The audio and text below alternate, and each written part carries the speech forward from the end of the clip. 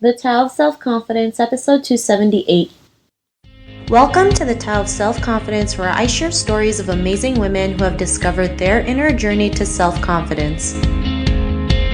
Visit our website at thetaoofselfconfidence.com. Your inner journey to self-confidence awaits.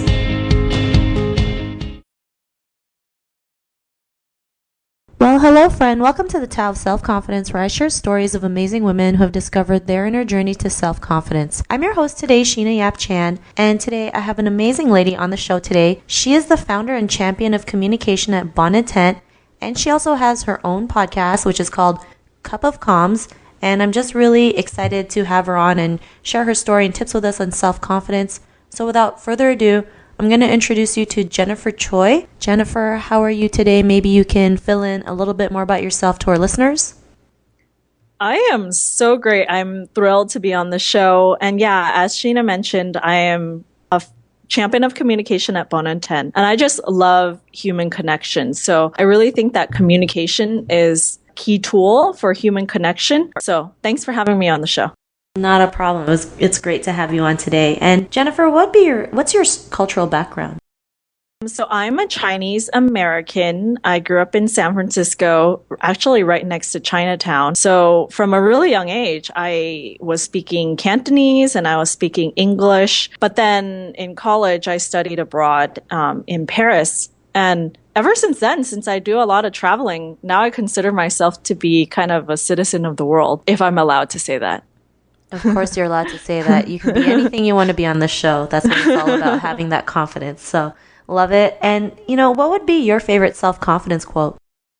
My favorite self-confidence quote is, don't let small minds convince you that your dreams are too big. The reason why that's my favorite is there's just going to be a lot of people who are like, oh, that's crazy. I can't believe you're thinking of that. Or you can't do that. And ultimately, you really can't achieve what you want, even if somebody is like, oh, there's only a 1% chance that you'll get that opportunity. Well, who's to say you're not like 1 out of 100 to get that opportunity? So don't let small minds convince you that your dreams are too big.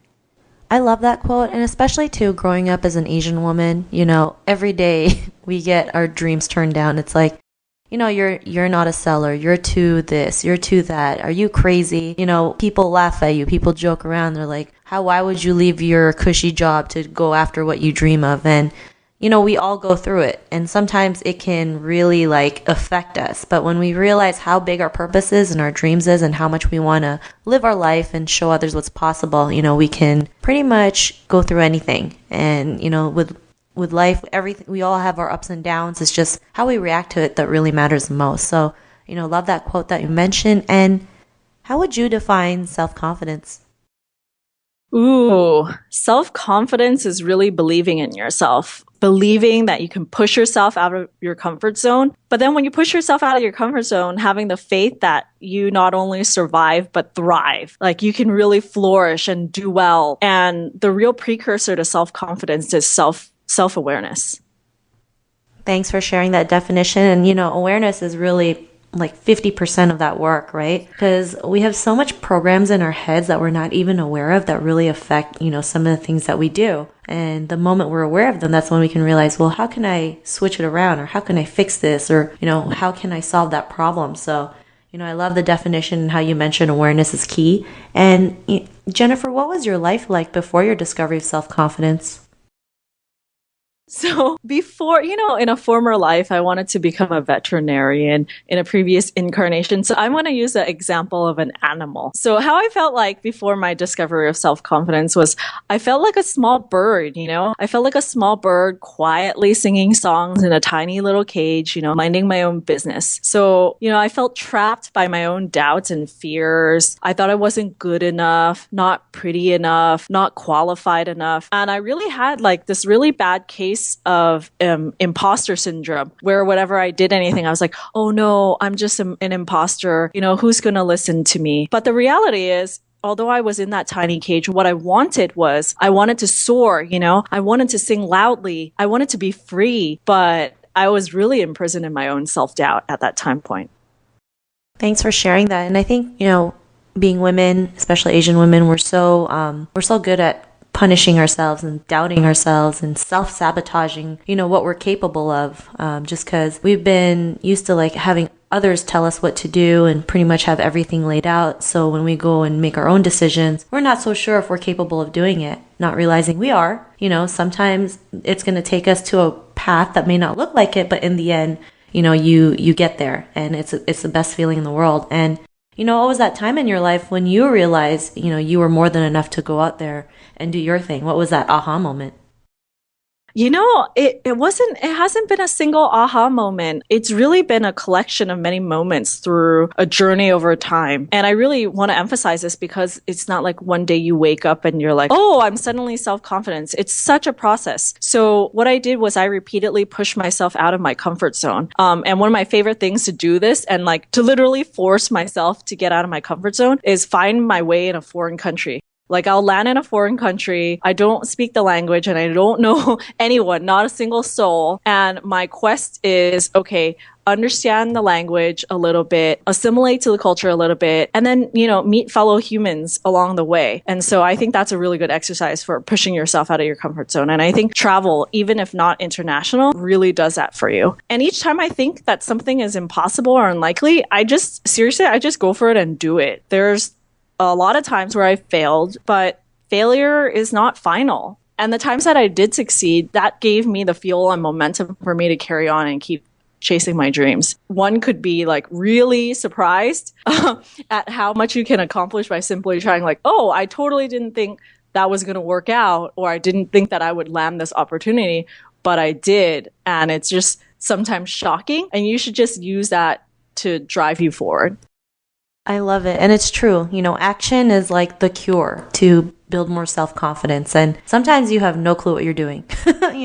Half the time I have no clue what I'm doing, but somewhere along the way, the actions I've taken has led me to certain things and certain, blessings that I have. And it all started with just taking action. And a lot of people think they have to figure everything out before they take action, but you can just figure it out along the way. And it's the best feeling in the world. You're like, I didn't realize I could do this. What else could I do? It's like, wow, I really amaze myself sometimes. And I say that to myself because, sometimes we forget how much power we have and how much skills and talents that we have to go out there and live our dreams. And, because of your own realizations, what's your life been like now?